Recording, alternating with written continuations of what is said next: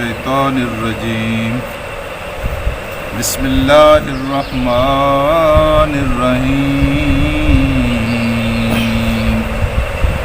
ونادى نوح ربه فقال ربي إن ابني من أهلي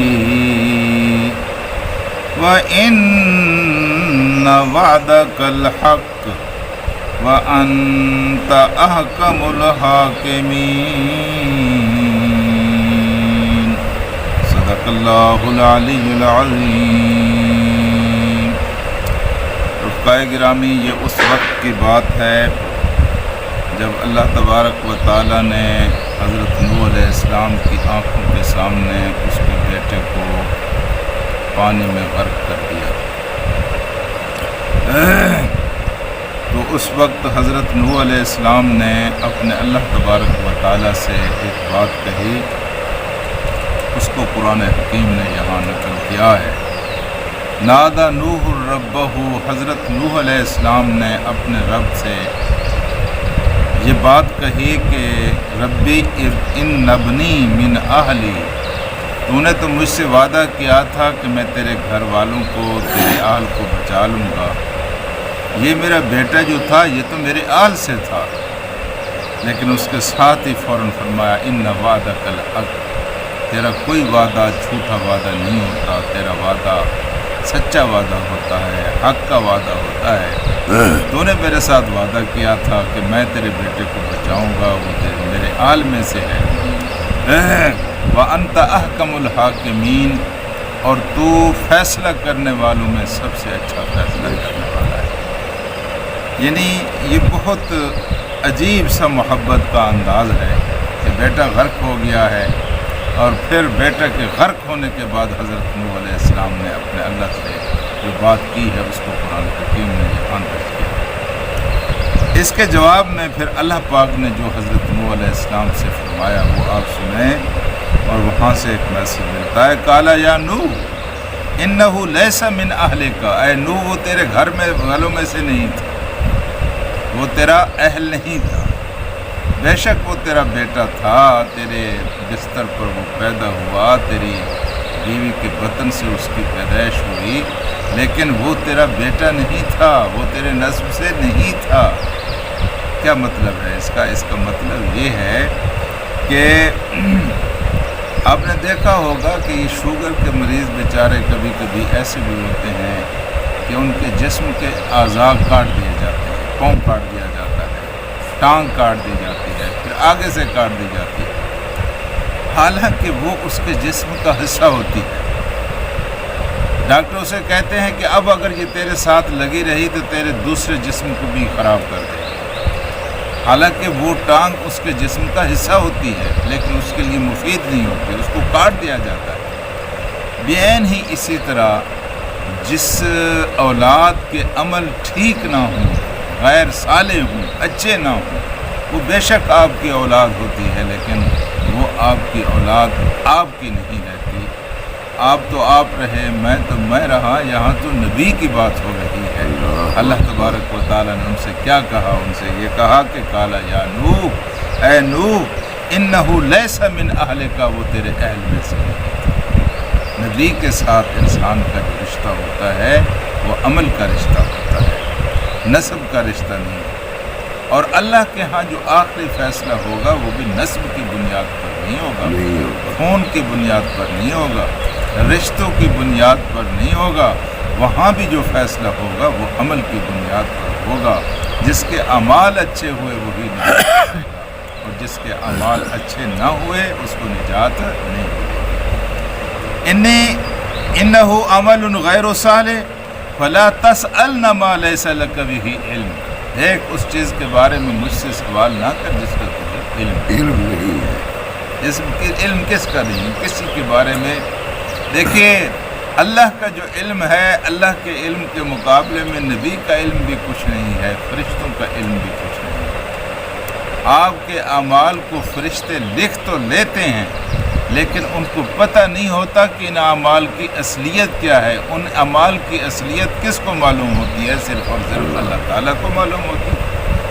اس لیے یہ بات کہی گئی ہے کہ آپ کسی کے بارے میں یہ فتوے نہ دیا کریں کہ اس کے کسی عمل کو دیکھ کر یہ جہنمی ہے، یہ دوزخی ہے، یہ لعنتی ہے۔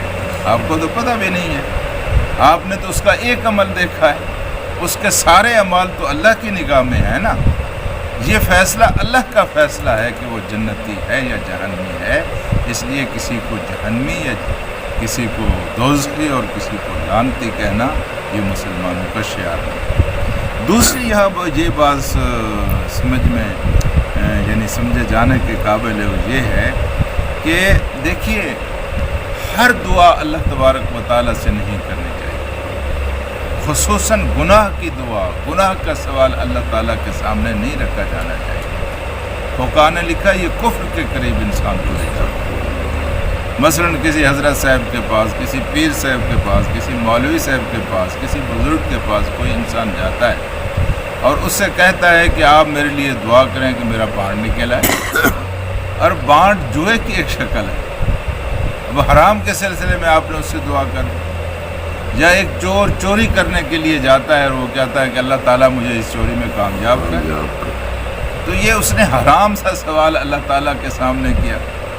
یا ایک لڑکا کسی لڑکی سے ملنے کے لیے جاتا ہے، وہ کہتا ہے کہ اللہ کرے میری ملاقات ہو جائے، بھائی تو حرام کام کے لیے جا رہا ہے اور اس پر تو خدا سے سوال کرتا ہے۔ تو یہ چیزیں جو ہیں انسان کو کہاں لے جاتی ہیں؟ کفر کے قریب لے جاتی ہیں۔ اس لیے دعا جو کر رہا ہے اس کو بھی سوچنا چاہیے، جس نے دعا کی درخواست کی ہے اس نے اسے کیسی درخواست کی ہے۔ گناہ کی درخواست، گناہ کی دعا اللہ تبارک و تعالیٰ سے نہیں کرنی چاہیے۔ یہاں سے یہ سبق ملے، ولا تسأل، اور سوال نہ کر، ما اس چیز کا، لیس لک بہ علم، جس کا تجھے علم نہیں ہے۔ انی اعظک، میں تجھے نصیحت کرتا ہوں، نو اللہ تعالیٰ نے کہا، ان تکون من الجاہلین، کہ تو ان لوگوں میں نہ ہو جا جن کو خبر نہیں ہے، جن کو جو حقیقت سے بے خبر ہے۔